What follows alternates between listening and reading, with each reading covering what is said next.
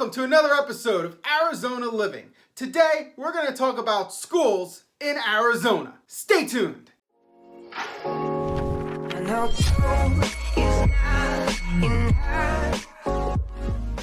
Now, recently in the news, you've probably noticed that Arizona teachers are considering going on strike due to very low wages. They work a ton of hours. They have to lay out money out of their own pockets for school stuff. And a lot of them have part-time jobs just to make ends meet. Yet these are the people that are teaching our young ones, our future. Now, as per USA Today, and I'll post the link to the article below, they claim that 20% of the students in high school come from homes where the parents do not speak English fluently. Now, I know some of you are saying, build the wall, build the wall. That has nothing to do with this. The kids that are at school, they're legit, all right? So I remember back in Jersey once, I was at a music studio, and there was this guy, a teenager, who was born in this country and didn't speak 2 words of English. And I thought that was really sad.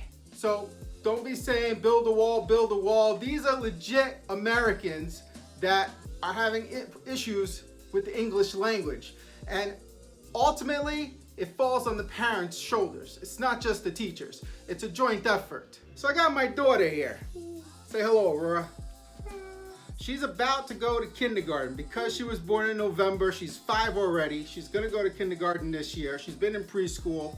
And I'm very concerned about schools in Arizona, especially because I have her. One of my pet peeves is whenever I see a comment or an email or what have you from an adult past age 18 that writes at a 3rd grade level. That annoys the heck out of me, especially if English is their first language and in most cases their only language. There's no excuse for that. Getting back to the USA Today article about Arizona education, high school graduation rate they claim is 79.5%, which is the 8th lowest in the nation. That means out of 10 students, 2 of them probably aren't going to graduate. Public school spending, they spend about $8.13 per pupil, per student. That, my friends, is the 2nd lowest. You need to invest in education. If we don't invest in the little ones, what's gonna happen when we get older? We're gonna have a bunch of people that can't read or write running the country? I don't think so. In terms of math and reading at the 8th grade level, Arizona students suck on average. 34% for math and 31% for reading. That is horrible, horrible. Arizona, you need to up your game of education. Now some of you are thinking, oh Sam, you're an author, you come from New York, New Jersey, they have better schools. There's no excuse, I don't want to hear it. It stems from poor parenting. Yeah, I have a 5-year-old, all right? Let's call a spade a spade. It's not just the parenting, it's not just the teachers. The students themselves have to take some accountability too. It's a whole team effort. What's that saying? It takes a village. It's a team effort. And if we don't put emphasis on education, we have no one to blame but ourselves in the future for kids that can't read or write as adults. Now, here's a little side note. I recently reached out to someone, a kid in Australia who's successful at YouTube, to give me some pointers. I took pointers from a 15-year-old in Australia, okay? He's a smart guy. He has his stuff together. He's making boatloads of money doing YouTube, and he can read and he can write a heck of a lot better than people I've seen here. Getting back to that article, I keep going off on tangents and on rants. So getting back to that article, adults with at least a bachelor's degree here in Arizona, we're looking at 28.9%, which is the second, now I can't read or write. So, which is the 22nd lowest in the nation. All right, I'll get off my soapbox about the USA Today article. Let me just put it out there to you straight up. If you're a parent considering moving to Arizona and education for your little ones is a concern, okay? Number 1, I want to point out that there's a school here called Basis. It's a charter school. They have lots of charter schools here in Arizona. From what I understand, they are funded by the state. So they're kind of public. You know, you have to get on their waiting list and be accepted, but they're kind of self-run. They're not run by the state. So BASIS in particular, this school is kick-ass. Let me tell you about it. BASIS gives a ton of homework, okay? They kind of expect the parents to donate about $5,000 a year. It's not mandatory, but they kind of expect it.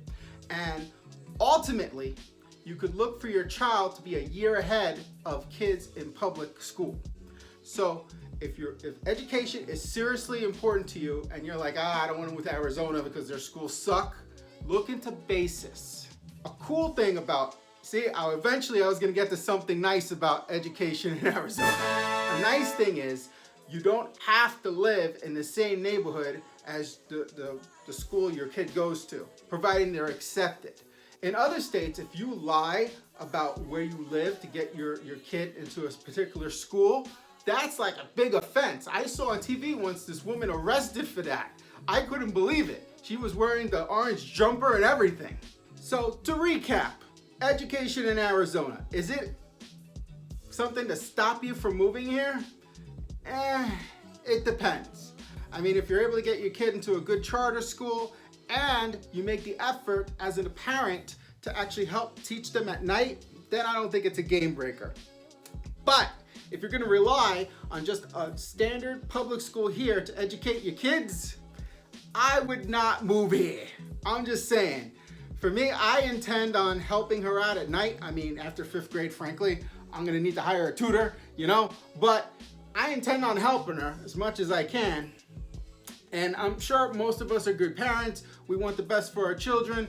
So I would not say education in Arizona or lack thereof is a reason not to move here if you're willing to put in the extra effort. I just want to take a second to thank my audience, you guys that are consistently watching, liking, commenting, and giving me ideas for future episodes. This is like my 20-something video on Arizona living, and once in a while I'll be like, well, I have no idea what I'm going to make a video about. I already talked about everything.